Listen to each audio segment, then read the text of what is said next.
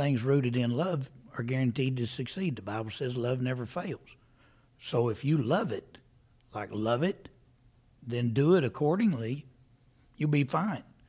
The trick is the measuring the success, because we train each other to measure each other's sandbox and then count the toys. But the success is in the things that money can't buy. But I tell young guys this all the time: if you'll chase the money, then pretty soon you'll lose the things that money can't buy, and you'll find out those were the most important things. The Converse Cowboy Journey has given me an opportunity to sit down with some amazing performers from all walks of life, where it is my job to tease out their habits and routines so that you can apply and test in your own life. I've learned, I've grown personally, I've been enlightened, and I've been humbled. Above all, I've realized there is no destination in this life, no goal achieved, or money made that can replace the feeling of flow and the pursuit of doing what you truly love to do. With a growth mindset, I'm constantly asking questions and pursuing knowledge. The Converse Cowboy is a platform that allows me to do just that. I'm excited and eager to share their stories with you all. I'm Mike Roberts, and this is the Converse Cowboy. Brought to you by Kimes Ranch and Ghostwood Distilling Company. I can remember I was at a horse sale, the Western Bloodstock Futurity sale 2 years ago, and I had my eye on, I had my short list down to 3, and there was one yearling that I really liked. This gray stud, he was pretty, and I knew there was a lot of people going to be looking at him, and I can remember thinking, I really hope Steve Friskup is not auctioning that horse off. Because I feel like any horse you auction off brings more money. And that's not a knock on other auctioneers. That's very nice. That's not a knock on anybody else. But that anytime you are behind the microphone at an auction, you have this ability to command the room. And I'm curious to know, is that natural? Is that a practice? How do you answer that? Oh, gosh, Mike, I don't know how you answer that, really. It's a lot of it's natural. I've believed from the get-go that my ability to call off numbers and mumble around a little bit has been a gift from God. I didn't go to auctioneer school. I didn't do any of that. My dad owned a little livestock auction over in Oklahoma when I was a kid, and I never went to school on a Monday because I was always home at the cow sale. So they tried to kick me out of school every year because I didn't go enough days. That's a whole nother story. Mm-hmm. But then I'd fool around, and it was one of them little community sales. So I'd sell the rabbits and the spare tires, and pretty soon I got to sell the baby calves, and then I got to sell the packer cows, and it just came. And then I think How old were you then? How 14. Old were you? I was 14. I was freshman in high school. Were you nervous the first time you got up to do it? Or? I think I was too dumb to be nervous back then. I get nervous now. But Do you? But I probably wasn't nervous then. And you know, just like then, we lived over in Oklahoma. I didn't even have a driving license. And I was driving to Oklahoma City twice a week to auctioneer a little old, they called it a horse sale. On Wednesday night, we'd sell junk for however many hours, and then we'd sell 15 head of horses. And then Saturday, they called it a cow sale, and we'd sell hay and stuff for 3 or 4 hours, and then we'd sell 50 head of cattle. Yeah. So that's our, and I just a kid, and so it just came, and but I think I get asked this a lot, you know, kind of what drives it, what holds it up, what really fills the room, and I love horses. I really enjoy horses, and I really enjoy people that enjoy horses. Mm-hmm. So when you're surrounded by those people, and you're surrounded by the horses, and then these horse trainers and some of these different guys that have this God-given ability to just maximize a horse's potential, I love it. I mean, I've heard other auctioneers complain about auctioneering in the Watt Arena because it's big, it's hard, it's a hard room to work. Yeah. It's my favorite place because 90% of them, we get to watch them work. Right. While we're selling them. Right. I mean, when we sold Tin Man, I couldn't hardly finish. We sold him for $500,000, 3 years ago? Yes, sir. I couldn't hardly finish. I had a lump in my throat watching Wes. So when we sold Would She Be Magic, for $1 million the year before, the year later. I never looked. I mean, Wes and I are big buddies, and I wouldn't even look down there because, you know, it's just so emotional. Those horses are just amazing. And so I believe when you have that connection, it makes something different. Not that I'm not better at this than anybody else. Anybody can do what I do, but may not everybody have the same passion for it as, you know. Yeah. So That's kind of a game changer, and it doesn't matter what you're talking about. Right. That's a game changer. I agree. Yeah. I definitely agree. And I need to say this. We may bounce around a little bit. That's just how my brain works. So I definitely want to come back to what you just mentioned, those high-dollar horses. But I do want to back up, though. And so you're 14 years old. You start doing the auctioneer thing. There was a hiccup somewhere in there, though, right? From what I read, you went off to college thinking you were done with the sale barn, didn't want to do that anymore. That's the dumbest thing I told my mom when I drove off. I said, I'll tell you one thing, Mother, I am not coming back to a sale barn. And I went to Panhandle State, and a friend of ours from the sale barn hooked me up with a guy who I stayed friends with my entire life. And but he owned a feed yard, a little old feed yard, and he got me a job. I just wanted to go be a cowboy. That's all I wanted to do, be a cowboy. Well, that wasn't going to work. Cowboy's a lot more work than auctioneering. So I migrated back to the microphone. That guy liked to work me to death.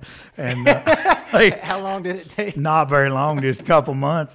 And if you'll get up into wintertime in Guyman, Oklahoma, no, you'll go back to the building. It's cold outside.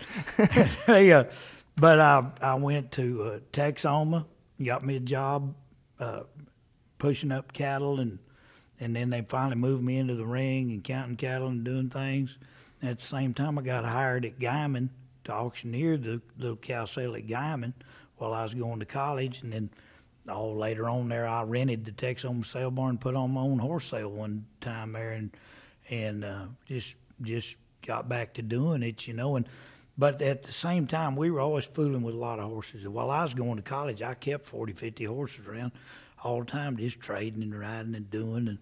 And you know, wasn't very smart about it, but that's what I did. And but you were learning. Learning, and then I married my wife, met her in 1980 out there, and that's really the only thing I got out of college that was worth getting was my wife. That's a great thing. That's better than most. Yeah, well, that's what I went 4 years of fishing and caught the best one. So then we come home and we moved back to Oklahoma. I'm going to help my dad and do some other things. I was riding colts. I rode colts and stuff, and that was in the 80s. So horses were worth zero. That was the first real crash I got to be in, was the first year I was really out on my own. And so we kind of come up the hard way. And then in 1984 was a big year. I qualified my first horse to the AQHA World Show in the junior working cow horse. And then I had my first child. My oldest daughter was born in January, and I took my first job at a real horse sale for Triangle Sale Company, John and Cindy Boland. They had heard about me. They were right down the road from where we were. I'd been trying forever to just shake hands with them. They heard about me somewhere, and they walked in our little sale barn one Saturday night. I was out back trading horses, doing something. My little wife, Robin, she was working in the office. She comes running back there and says, "Hey, you need to get up there behind that microphone. John and Cindy Boland just walked in the door." And to back up on that, a real good friend of mine, Ron Burnt, was working for them reading pedigrees. And he traded saddles and tack, and he's the guy that actually had heard me up there at that little old sale. Went back and told John, he said, "There's no kid up the road here. You ought to check him out." How old were you then? 24. And and at that time I thought I was 100% man, you know, 24 years old. And so I get up there and mumble around a little bit, and here in a minute I'll step out deal there in the alley, and John standing there, stuck his hand out and introduced himself, and I said, Mr. Bolin, I know who you are, and he said, well, young man, I'd like to give you a job. He said, then they were having a little Friday night and a kind of on Saturday. They hadn't been in Shawnee very long and just trying to get going good. And he said, if you'll come down and spot bids for me, I'll give you $75 for Friday night, and I'll give you $150 for all day Saturday. And then I'll let you auctioneer 10 head on the end or something, kind of get you going. I said, yes, sir. I'll be right there. I run in that office, told my wife, I said, honey, there'll never be another poor day. I can make $175 in a weekend. Big money. Big money. Yeah. Now, any of these people listening now that are thinking getting any funny ideas, that ain't going to work. It just cost $135 to fill up my truck. Yeah. So and then from that point on, that's what we did. Mm-hmm. Started there in January of 1984, and just started doing and started learning. I didn't know anything. So after you went out and tried the cowboy thing, you didn't look back, like you knew auctioneer was your career path. Horse sales. Horse sales specifically. Yes, sir. Okay. I remember one time we were really broke. In fact, I think I had my telephone disconnect notice was laying on the dash of my pickup, and I had been offered a job to do a 2-day cow sale every week, but it was a Monday, Tuesday sale. And my dad was talking to me about it, and I said, nah, I don't think I'm going to take it. He said, that's the dumbest thing I ever heard. I said, Dad, here pretty soon I'm going to be auctioneering horse sales, and I'll be traveling on Monday. I can't get to a cow sale on Monday. All the horse sales back then were Friday, Saturday, Sunday. And I said, I'm going to be doing all them. So, no. Because that's what you wanted to do. That's what I want to do. Man, that fascinates me, because it's one of those things that I think a lot of people struggle to find their thing. Whatever that thing is in life, they struggle to find that thing. And anybody that has found it like you did, like you knew it was horse sales, I envy that in some way, because it doesn't matter what comes along, nothing distracts you. You know that's the path you're heading down. Well, and I mean, I think back on this stuff, Mike, and it's been so long, but a week before I got married, we were out in the Panhandle. This is funny. These are funny stories. I had a 3/4 ton Ford truck, 4-speed. It had a steering wheel big around as the moon. It had 250 air conditioning, 2 windows open going 50 mile an hour, vinyl seats. We were leaving the Panhandle to come back to Oklahoma. It was 100. I'll never forget. It was 115 degrees. No, we were leaving Oklahoma going back that way, and it was 115 degrees when we left Oklahoma. And I told Robin, my wife, we get married the next week. I said, honey, it'll be all right. I said, the further we go west, it'll cool off. By the time we got back to Goodville, Oklahoma, it was 117. Yeah. Well, it was illegal, but we did it anyhow. But there was a thing back then called drip gasoline. You could skim it off. You could skim it off oil wells, and you mix it with regular gasoline, and made your gasoline half price. But it made your gas truck clatter like a diesel. So if you're pulling a horse trailer uphill, your 250 air conditioning again goes to 240, and it was hot. And I remember the cool part about this story is I remember telling Robin, I said, look, I know you ain't having no fun. We were sweating like 2 pigs driving down the road. I said, I know you ain't having no fun. I said, you still going to marry me next week, I think.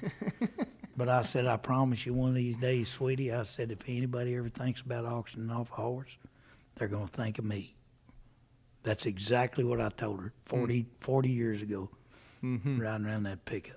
And so there's a common theme with anybody who has achieved any level of success or who has achieved whatever their intention is. There's that belief before anything manifests in the real world. They believe it before it ever happens. Yeah, and you just take off that direction. In my ministry stuff, I've been talking about this a lot now for 2 weeks everywhere I've been. Things rooted in love. are guaranteed to succeed. The Bible says love never fails. So if you love it, then do it accordingly, you'll be fine. The trick is the measuring the success, because we train each other to measure each other's sandbox and then count the toys. Mm-hmm. But the success is in the things that money can't buy. I tell young guys this all the time. If you'll chase the money, then pretty soon you'll lose the things that money can't buy, and you'll find out those were the most important things. Mm-hmm. And so, you know, we enjoy selling horses and enjoy our work. Mm-hmm. But just like tomorrow, we enjoy getting up team roping together and being married 40 years, raising kids and grandkids and all that stuff too. So I always like to put that in there when you talk about knowing what you want to do and success. It's not just about selling $1 million horses.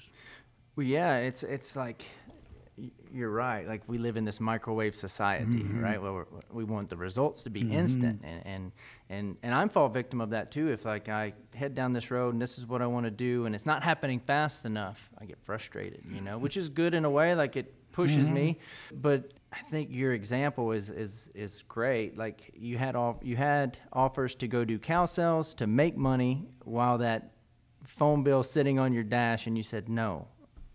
I got to be able to get to this horse mm-hmm. sale.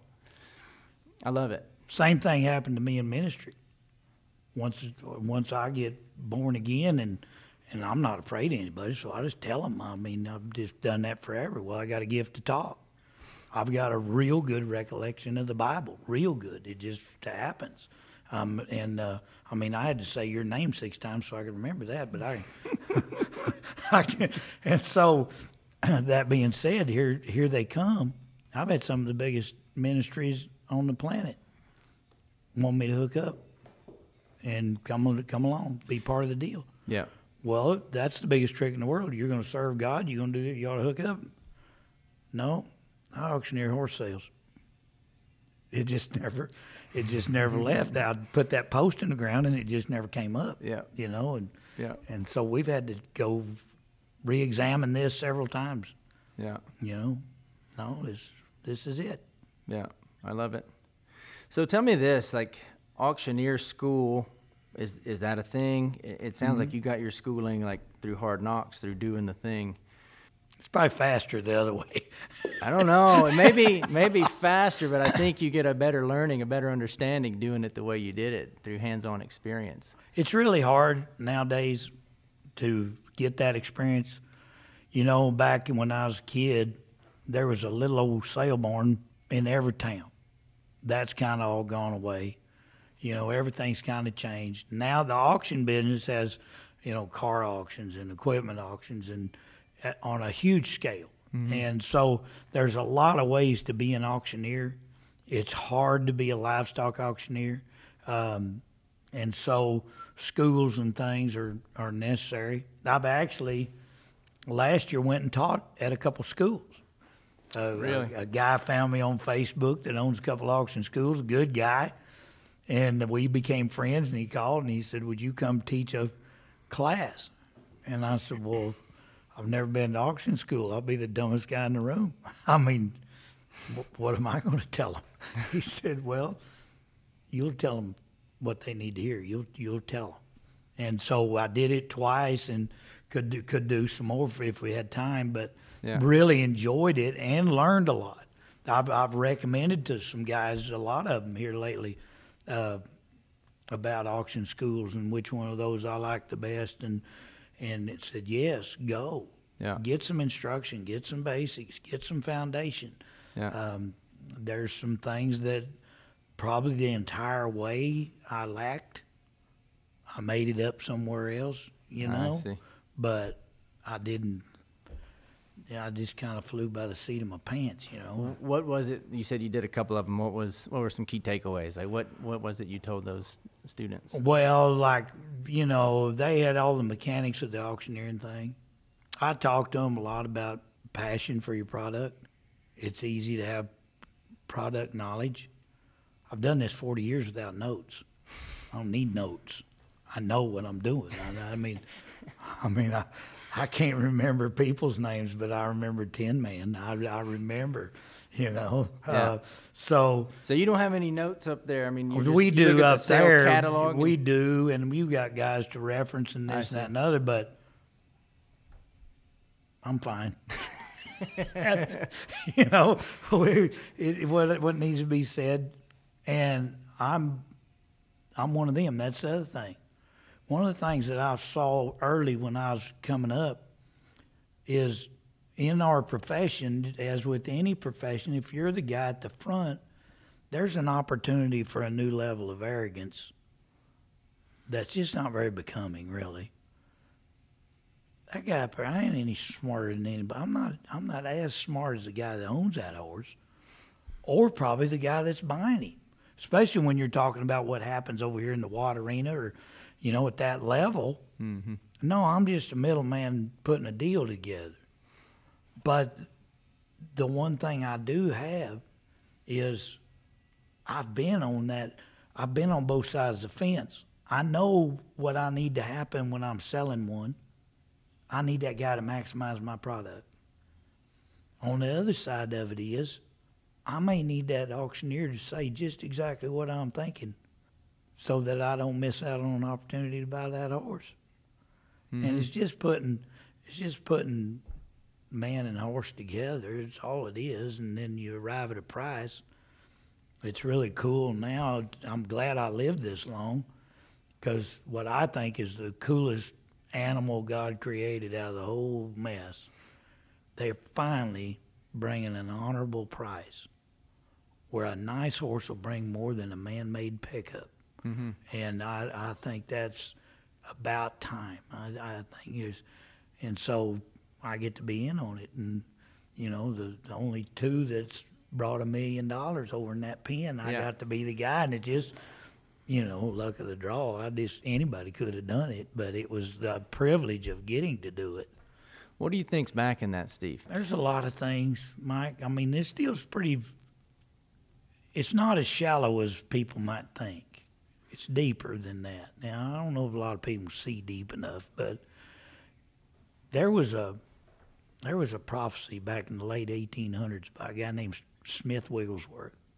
He prophesied that the Western way of life would eventually evangelize America. Everybody thought that meant cowboy church, so now we've got east, south, northwest, first, second, third, and fourth, you know. We got cowboy church everywhere. And I've been in on a lot of it. Now, during COVID-19, what happened? The Western way of life became the real John Wayne.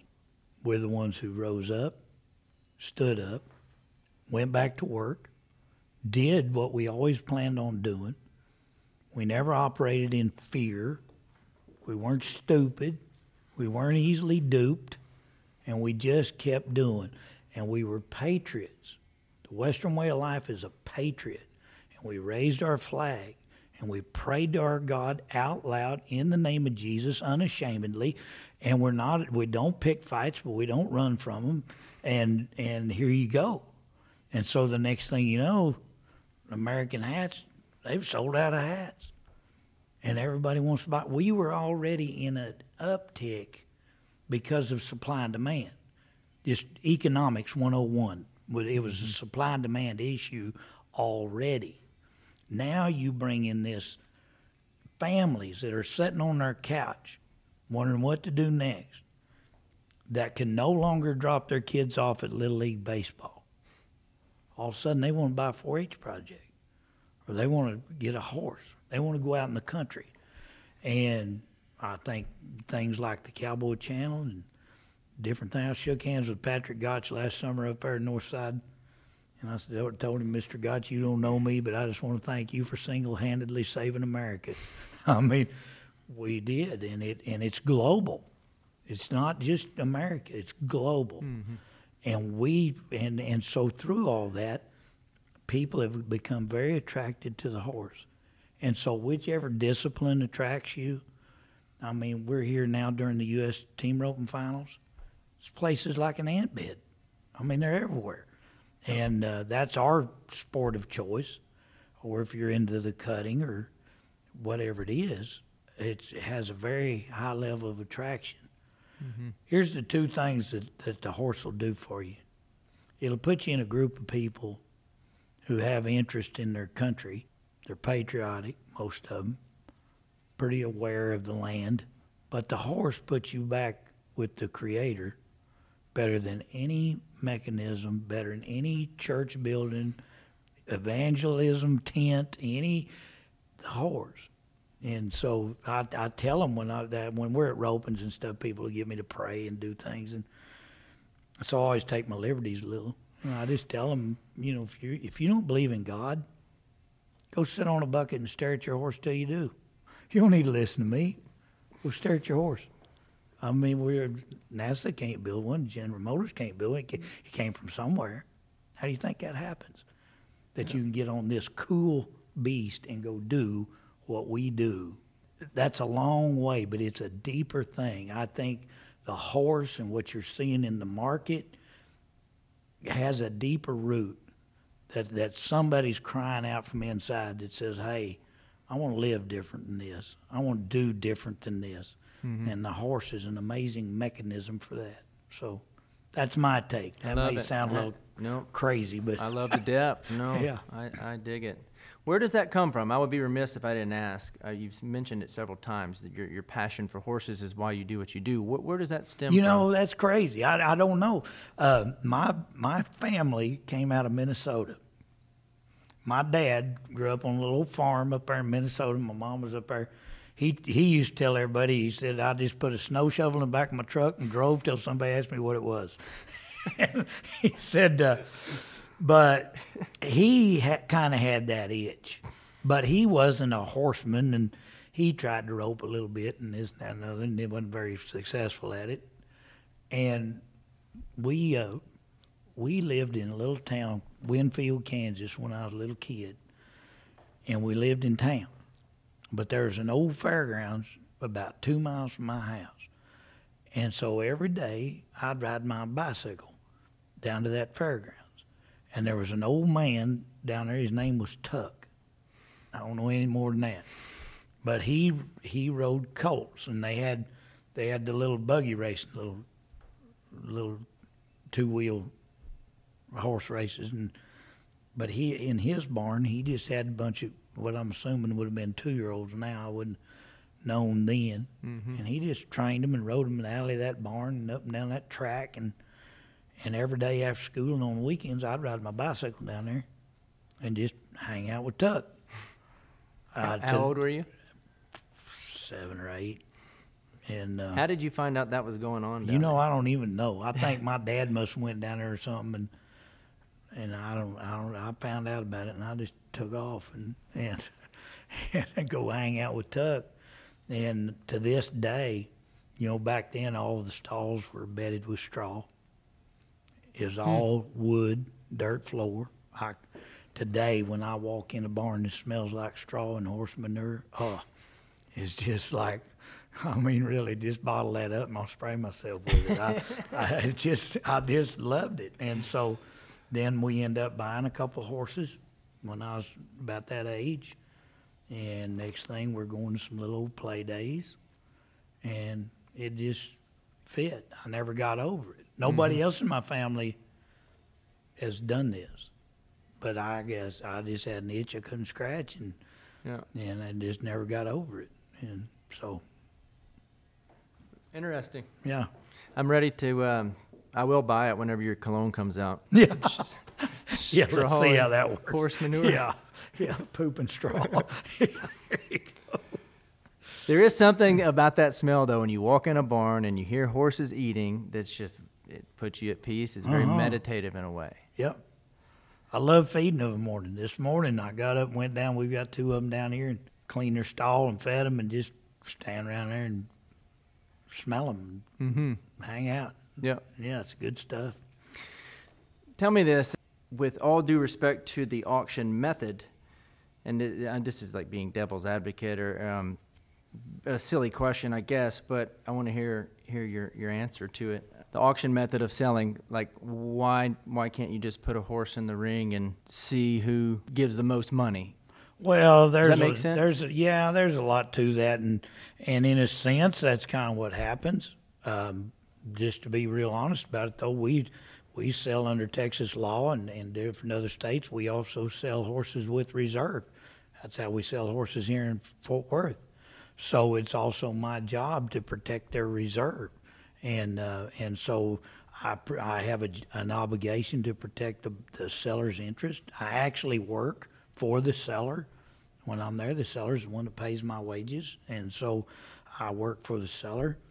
Here's the other deal, though. You create atmosphere, and horse sales are an entertainment venue.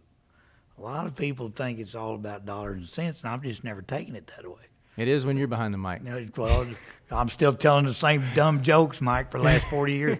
I finally went to Prescott, Arizona the other day and did one out in the middle of nowhere, and it was a fresh crowd. They'd never heard my jokes. It was amazing. They laughed at every one of them. Tell me this: do you write those down? No, like a comedian would write a skit. Do you? They call them Steve-isms at my house, and they just come out. It's like part of that straw poop cologne thing. They just come out.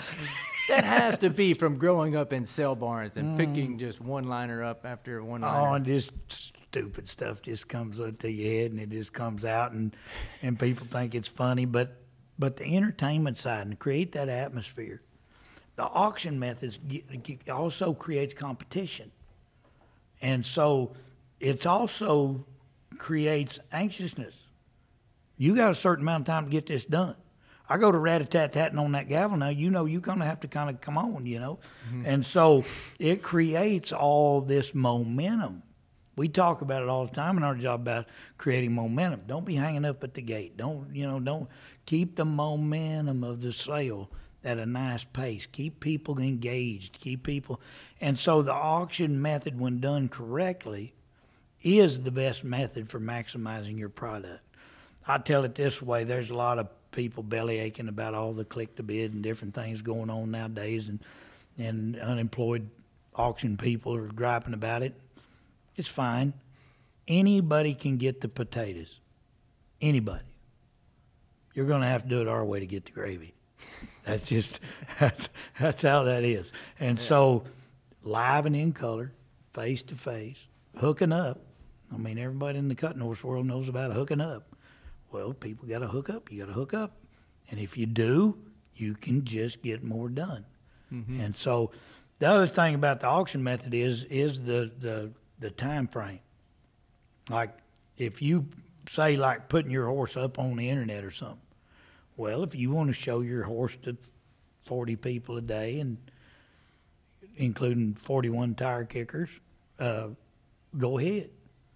You want to sell your horse in 2.5 minutes and go down there and get your money? Mm-hmm. Give him to me. Yeah. I'm probably going to get more than you was wanting for him anyhow. So just bring him over here. It's like, yeah, the ability you have, it's all like, it's sales, it's communication, it is psychology, and you have mastered your craft. Like, you are a master of that craft. Well, thank you very much. I don't think of it that way, but... I heard you say it's God-given, but I have to think there's some practice going on in there. What are some of those methods? Like, what are you doing to practice to continue to get better at what you do? Now I'll tell you what I really do is I still auctioneer the cow sale at Clovis Cattle Auction every Wednesday that I'm home. I got a lot of freedom around there, and I don't stay very long. I leave every Wednesday at 2:00 in the afternoon and leave everybody there working, but I have people all the time ask me, why do you still sell the cow sale? Man, it keeps me engaged. It keeps me doing my thing, keeps my lips moving. I enjoy it. I love it. And so, yeah, getting in there and mixing it up every week. And so that's probably my main practice mechanism anymore. I mean, try out your new material, try out your new jokes on them. I don't have any new ones. I got so many old ones now, some people think they're new. All the old people have about died off now. We got a whole new crowd. You said you got nervous. You said you get nervous now, whereas you didn't before. And that you see that a lot. Like when we first start out in anything, like you don't know what you don't know, so you just go do the thing, and then you get this level of success, and then you put this pressure and expectation on yourself to do better. Is that what it is? Where do the nerves come from for you? Really, the nerves, thinking on that a little bit, the nerves would come from the responsibility of it all. Yeah. When you're behind that microphone, you have a huge responsibility. I'm responsible for that guy getting paid for his work. Like when you go do a dispersal sale or a production sale, that's their annual income. That's what they get. And I'm in charge of that. The responsibility of it, not whether I can do it or not, but just the responsibility of being in that position. I mean, the only way you can make me nervous auctioneering is if you made me do it right now, which you couldn't do, just in case you're getting any goofy ideas. But the one-on-one thing or something, yeah, I'm embarrassed as heck. Really? You can fill this building full, and I don't care anything about that. But the responsibility of what we have to do and what's expected of us, that'll tend to get me just, thinking about it. Yeah. Yeah. I'm not going to ask you to do that, but I do want to. But that is a nice segue into like the auctioneer chant and your style specifically. What is the chant, and how has that changed throughout your career? That's a great question, because I have no idea. That is the absolute truth. I get asked that all the time. I had an auctioneer school come and audio tape me. I found out secondhand that they had come to a horse sale I was doing 2 different times, audio taped me, took it back to the school, slowed it down to figure out my chant. I'm telling you, it's God-given. I don't have any idea. It just has come out from day one.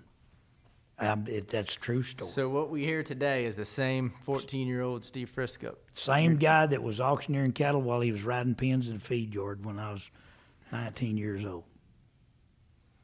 Yeah, I'd ride around my horse and sell the cattle. Really? Out there by myself. To yourself? Just myself, yeah. Who did you learn from? Who were some of the mentors my dad was really helped shape you? And then I'll tell you the biggest mentor I had out of all of them. I mean, there's some old guys that people recognize their name, but my dad went to auctioneer school. And when he came back, he'd doing little chants and things, and I'd follow him around there and kind of listen, and then it just started coming out. But early on, there was a guy named Eddie Wood. I learned a lot from him, worked the ring under him. Jerry Graham, I learned a lot from him. Don Green, he's the main one. Don Green and I shared the block for 25 years, and still real good friends after he retired. And I learned a lot watching that guy, and the interest he took in people was really, I learned a lot from him. What would you say if you had to pick the main thing you learned from Don Green? What would that be? How he fixed the atmosphere. When he stepped up to the microphone, the atmosphere changed. He was entertaining. He really did enjoy people. And then same thing, he likes the horses too. Yeah. He's still got an old buckskin stud down there at his house that sits out in the front yard, I mean, he's so kind of that same stuff. And we just gleaned that together. I think we worked very well together. I think I finally got to a place maybe to where when he stepped down, it wasn't just a big gap to fill there. When it was my turn, I could hold up my end of the deal, and which was big shoes to fill. Yeah. What is your pregame before you step up for an auction? Do you have any rituals or routines or any warm-ups that you're doing? No, not really. Most of my pregame stuff is visiting with customers. I mean, as far as getting my chant ready, none of that, I don't do any of that. Get a drink of water, suck on a cough drop or something, but that's about it. How do you keep your voice like that? Western bloodstock still goes on all week. How are you? It's pretty amazing. And I keep telling it, keep going, reverting to this, but it's the truth. It's just it's a God thing. I lost my voice right in the middle of George Strait production sale. I lost it. It's like, it'd be easier to dig a post hole with a bad back than it is to try to auctioneer a horse sale without a voice. And I just never forgot where that came from. I ain't lost my appreciation, my thankfulness, or anything else. And so it is always kind of maintained. Now, you can tell by talking to me now that my squawker's kind of wore out. If you asked me to sing the national anthem, it'd be worse than Roseanne Barr. But but I can get up there and mumble and do my thing, and it's good. It's funny, during the cutting maturity, everybody always asks me that. My voice is stronger at the end of the week than it is to start. Always. And I think a little of it's just natural exercise. It's like if you're going to run a marathon, you need to go run every day. Right. And now Condition it. yeah, and in this stage of my life, I have a little more time off than I used to have. Sales aren't as long as they used to be, and I think part of that's good. But I also know that I probably need to keep things rolling. Don't just sit still for too long and let things get tight or out of shape, because you use this a lot. I misused it a lot early on.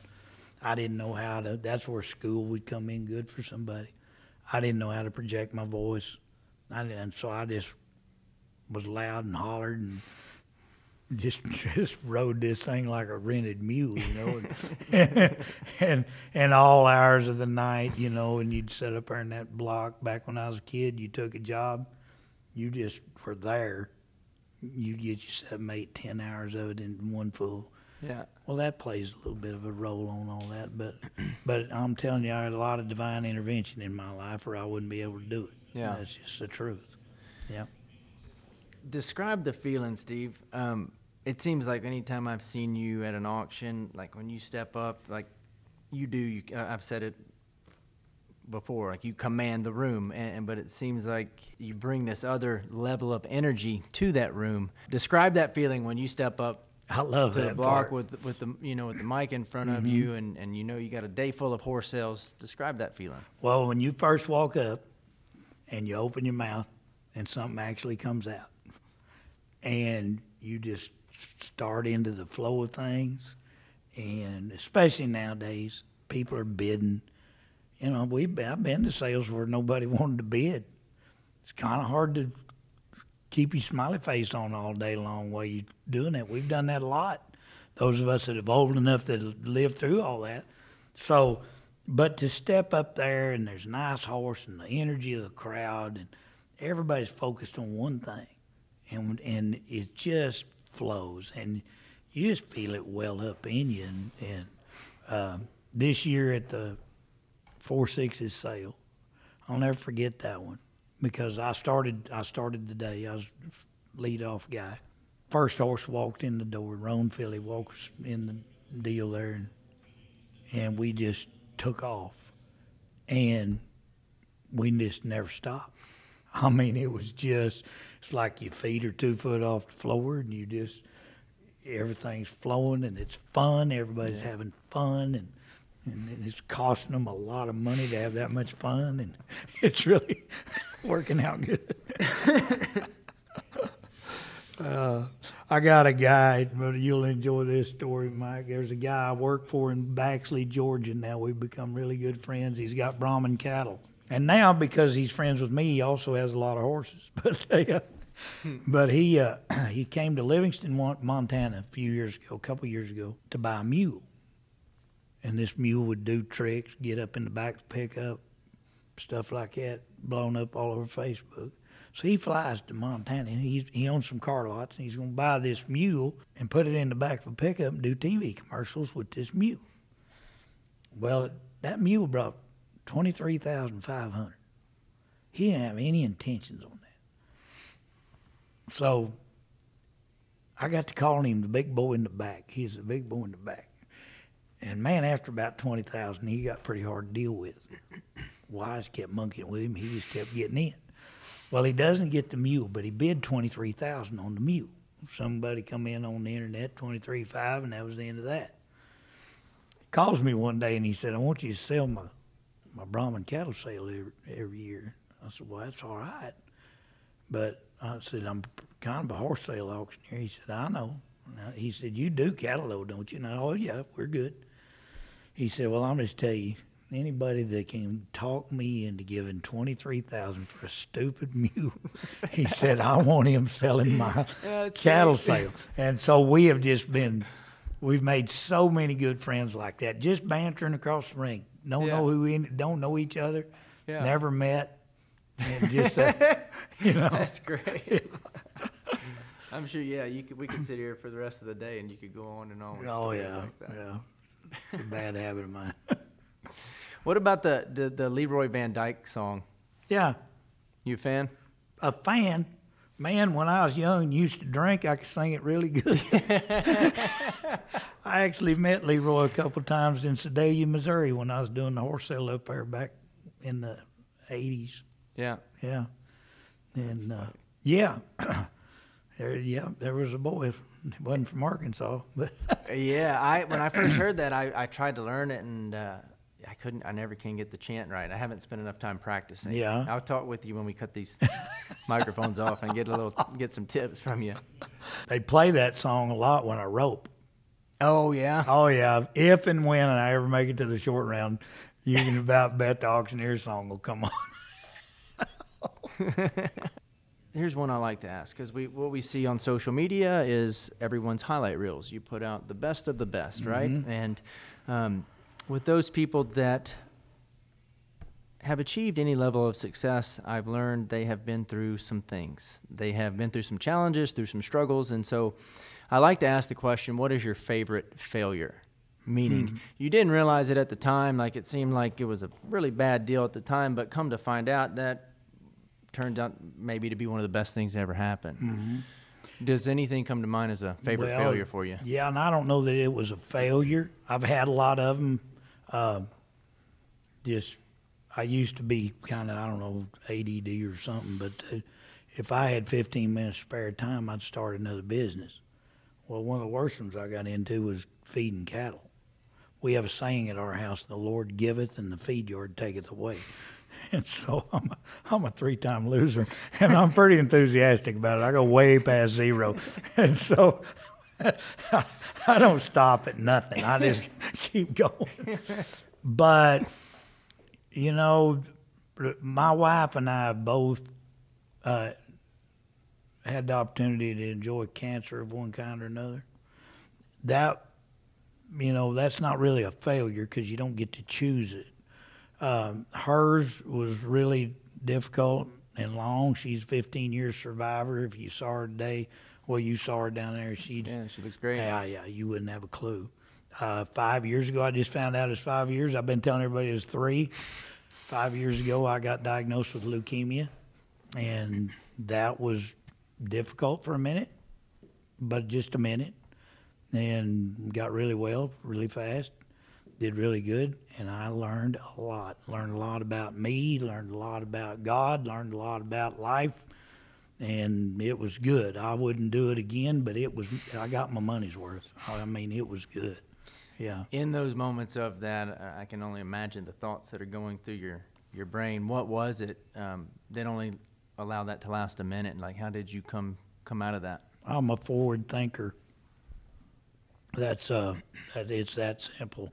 The worst part of the whole deal, I got really, really sick.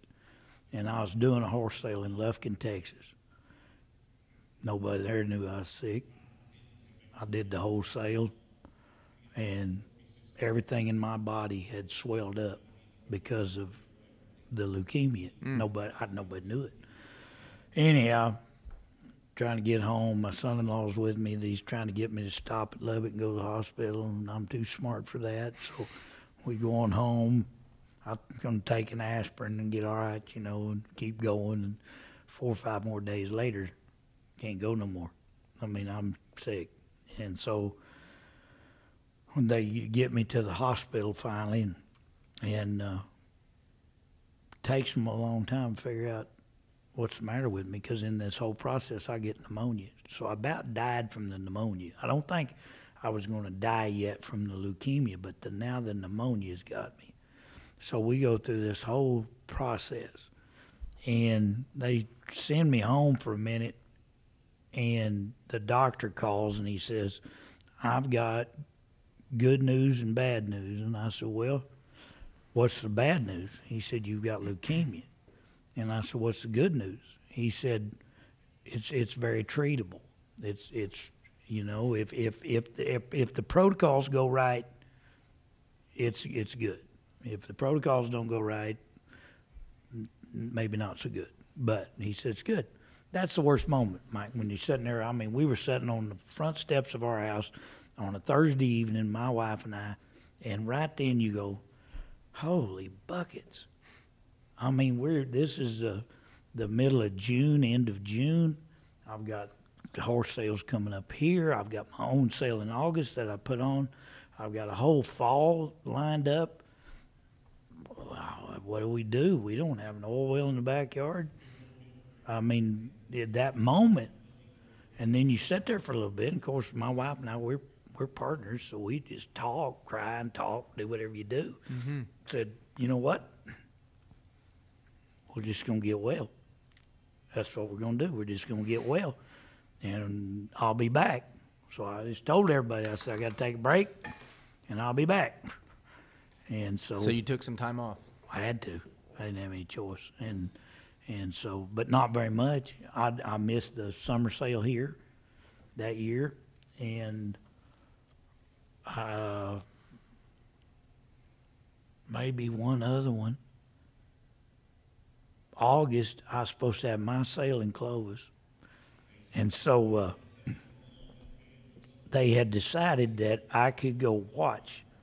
If I wore my mask and behaved myself, I could go watch my sale. So I had help hired and everybody hired.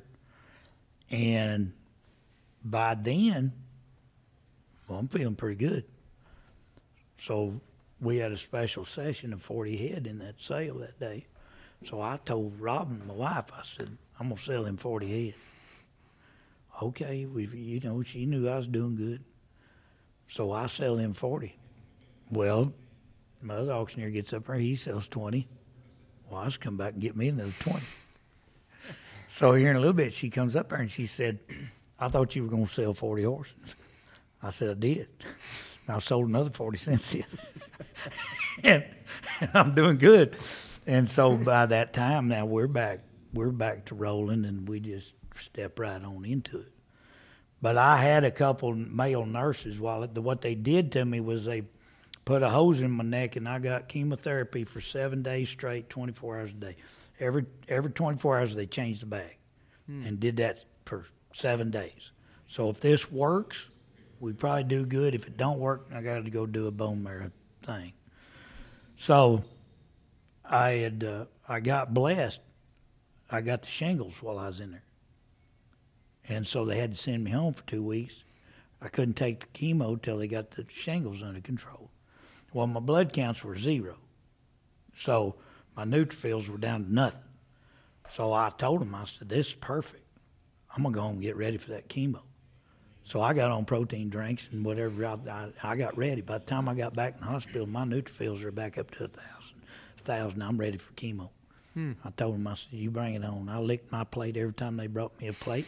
I got up and walked every time they let me get up and walk. Yeah. Whatever they said do. So these 2 nurses come in one night and they said, hey, we just want to know what's up with you.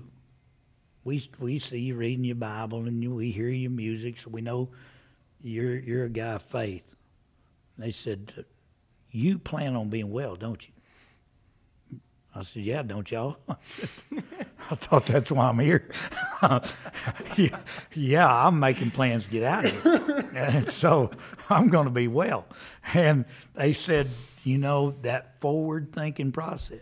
So with a guy like you that's doing an interview, to know what's your mind, you know where most people's mind goes backwards. Mm-hmm. When you asked me just now, you said, what failure turned into a success? I don't think I ever failed. Not on purpose.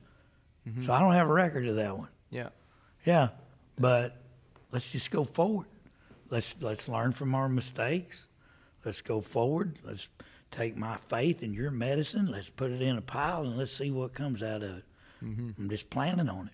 Yeah. And that's how I preach. That's how I teach. That's how we help people. And that's how we live. Yeah. Yeah. And I think it works pretty good. So, Well, I agree with you, and I try to practice the same things, and a lot of people, they do live in the past. Why? Because that's known. Like we wake up the same way, we drive to work the same way, we had the same conversations, we talk trash about the same people at the work we don't want to be with. It's like this rinse and repeat cycle. And so the only way to change that, stay present, focus on an intention. This is for me speaking. I'm not preaching to anybody else. And then, what do I want my future to be? If I can truly feel that right now, and I've never had leukemia, but anything that I tried to do in my life, business related, I'm an entrepreneur outside of this, I see it before it ever happens. I believe it before it ever happens, and so, can I predict the future? No, but I can direct it in some way. You got a hand in it. Our thoughts are more powerful than we can even comprehend. The human mind has limitless potential. It's only limited by our own thinking. Truly. Yeah. Nothing is good or bad, but thinking makes it so. I love that. Exactly. That's perfect. Yeah. Yeah. It's like this team roping event we're at. If you get over here, is the third arena where you and I are sitting. If you get here, you've roped 2 steers already. When they walk out the back door of that arena, you can ask every one of them how'd they do. There's going to be 1 out of every 30 tell you they did good because they're going to the short round. The next ones are going to tell you which one they missed. In order to be in this arena, you had to catch more than you missed. But you're going to tell me the one you missed. You're going to tell me about the mistakes you made. And I shared a story the other day. I was giving a message at a team rope, and I shared a story about Trevor Brazil a few years ago. And Trevor's a friend of mine. And he was, I think he was a high callback at Salado at the Wildfire Open. He backs in the box to hit his steer. Travis Graves is his partner. He's riding up the return lane. Travis had just roped a steer, and he's trying to make his way back to the box. Trevor never looks over to the box. He nods his head, and his steer stops. He don't have a healer. Bad error. Yeah, they're fixing to win $50,000 if they do it right. He gets in his pickup. He drives to Fort Worth, comes to the rodeo, wins the rodeo that night. Why? Because he left that there. Now, did he learn something? I bet he looked in the healing box from then on. I bet he did. Yeah. But to drive off from an epic fail and look forward to an amazing success, all in the same 24 hours, 12 hours. Yeah. And I just never will forget that story. That, and he'll tell you, say, well, if you ask Trevor, he'll say, I just got a really short memory. Man, you took the words out of my mouth. Yeah. Yeah. He's got a short memory. Yeah. Yeah, if you're going to do that during the cutting, there's nothing harder than that 2.5 minutes. I'll try a little of that myself. I don't have enough mustard on my hot dog for it. That's tough. Well, going back to the Trevor Brazil story, that is why he is Trevor Brazil and why he has won the buckles that he has won. He has something mentally that most people don't have. When you have that forward mindset and a work ethic to back it up, you can't get there without doing the work. You can't just think it into existence. It's whether you're talking about leukemia or new business deals or anything else, you're thinking about moving forward. I mean, I've been in a meeting this morning making plans for years down the road. Mike, this is the pandemic for people my age. I'm 62. There's a lot more to see in the rearview mirror than there is out the windshield. I just put a paper bag over the rearview mirror. I don't care what's back there. Right. I'm going forward. If I got 72 more years or 72 more hours, 72 more minutes, it don't matter.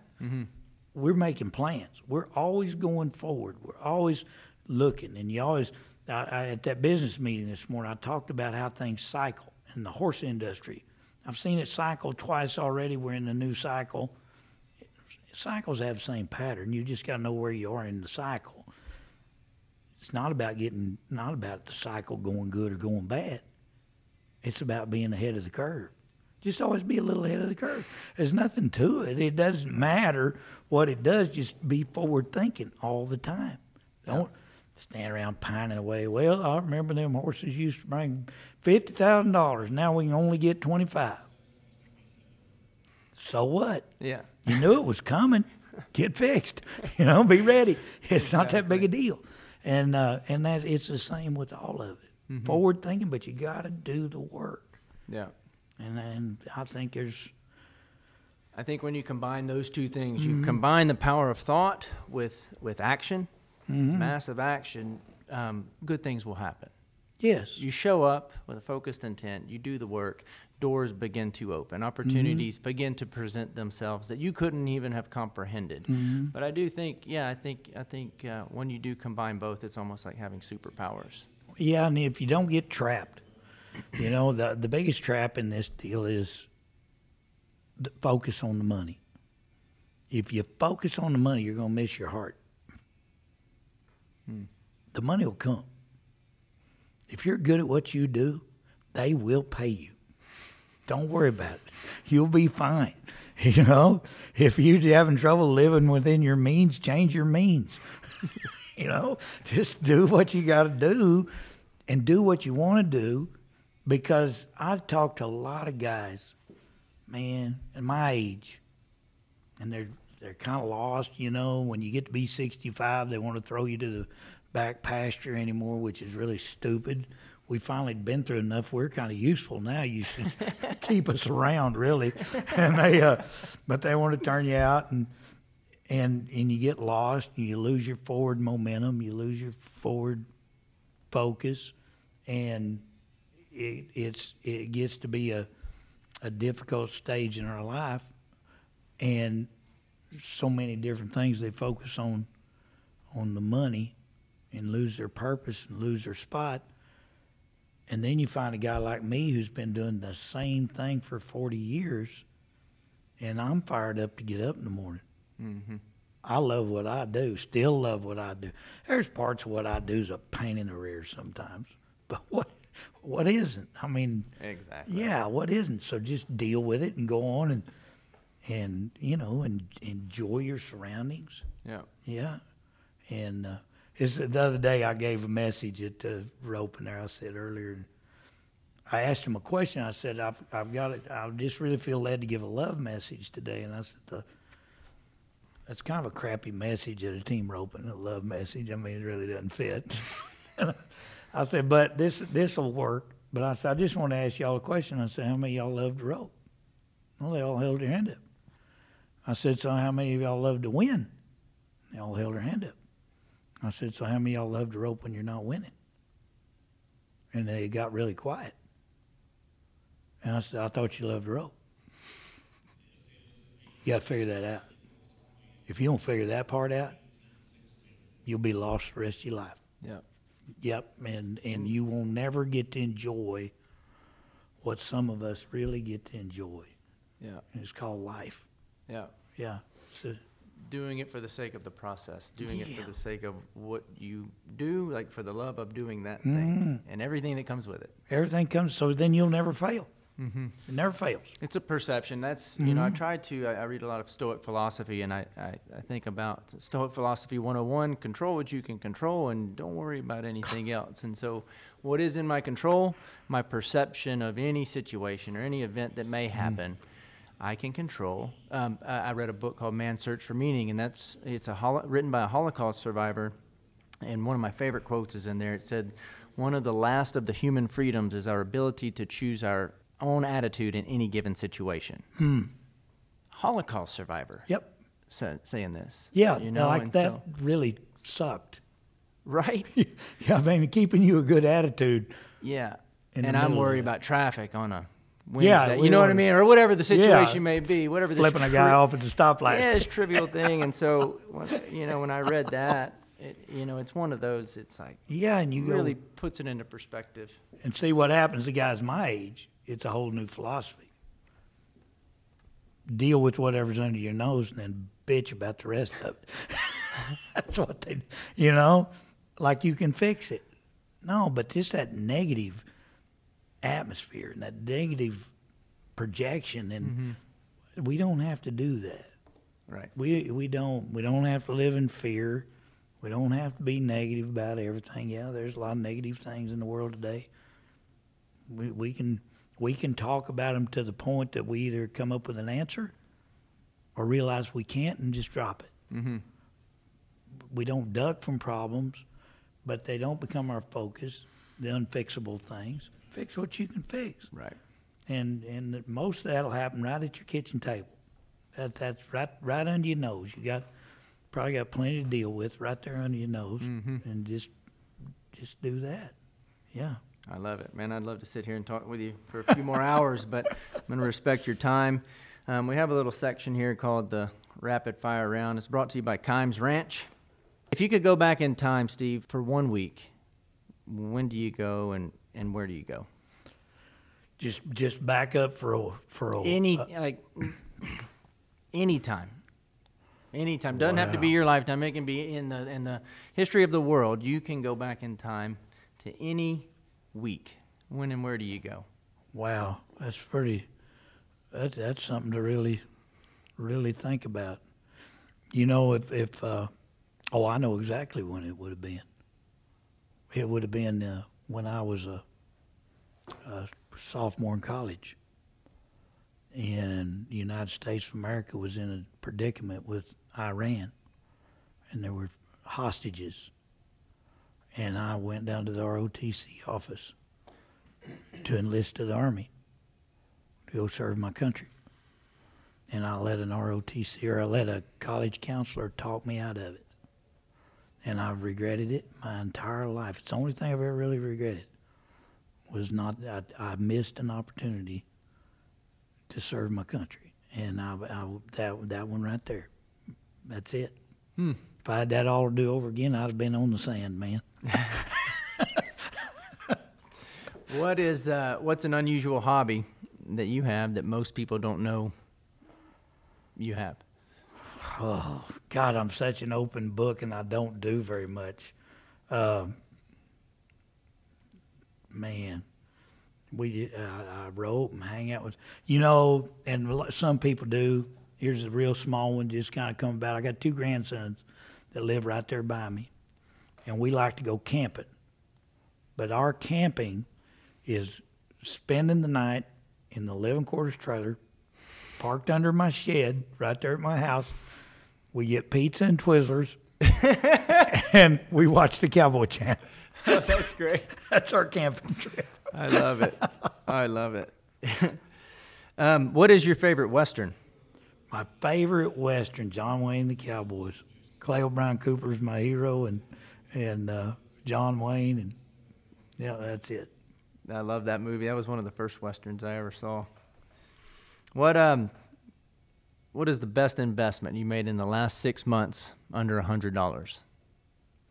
Best investment under $100. I bought a new Bible the other day for $63.95, and it's really good. Right on. Most memorable moment at an auction?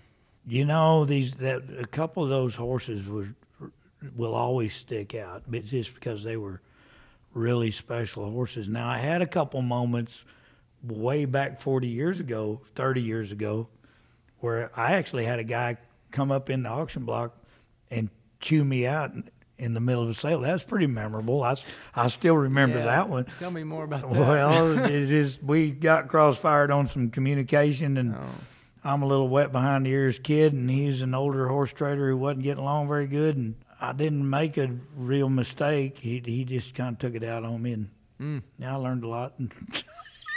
How do you handle that? Respectfully, very respectfully. Yeah, that guy was quite a guy. I ended up selling the last horses he ever sold. He was pretty iconic in the industry.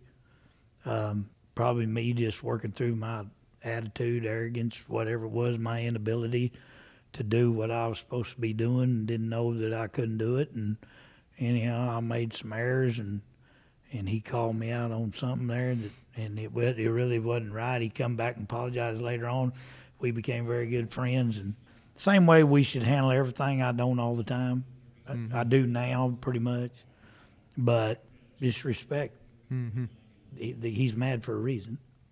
Whether you did it or you didn't do it, he thinks. Yeah. Just respect him. He's a human, you know. I love it. Yeah. What is the last thing you Googled? Let's see.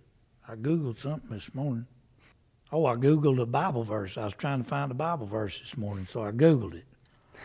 Yeah, I used to have to use a Strong's Concordance and all these books and all this stuff. Thank God for Google. Right? Yeah, you can find anything now on Google. And something with the roping schedule. Yeah. I Google quite a bit. It makes me look smart. So you do quite a few interviews and you talk to a lot of people. What is a question that you've never been asked that you would like for somebody to ask you? Wow. You asked really good questions. A question that I would have liked to have been asked, but never been asked.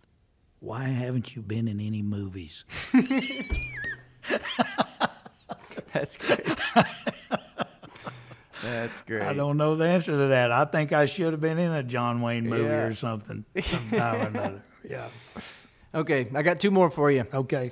If you could have a billboard, if you could, metaphorically speaking, put a message on a billboard to get it out to millions of people, what does your message say? That's easy. Before you try to find heaven, find life. I love it. Last question. What is Steve Friskup's definition of a cowboy? Steve Friskup's definition of a cowboy. He's a man who wears his hat well. His yes is yes, his no is no. He respects his animals. He respects his family. He does his job. He takes care of everything around him. He's a protector. He's a provider. He tells the truth. He represents the culture. That's it. I love it. I love it. Tell folks where they can find out more about Steve Friskup and some of the sales that you guys have coming up here in the near future. Well, my own personal sale is Clovis Horse Sales in Levelland. We've got a website, Clovis Horse Sales. You can about Google my name, I guess, with Google, and any sale catalog I'm in, it's listed in there. And then all our ministry stuff that we do, Coffee with Colonels, stuff like that every day. That's all through Mule Shoe Fellowship and .org. Or just type that in somewhere and everything's on there. So not too hard to find. Cool. Yeah. Well, Steve, thank you for your time, my friend. I know that time is our most valuable asset, so I appreciate you sharing it with me. Thank you. This was fun. Yes, sir. Yeah.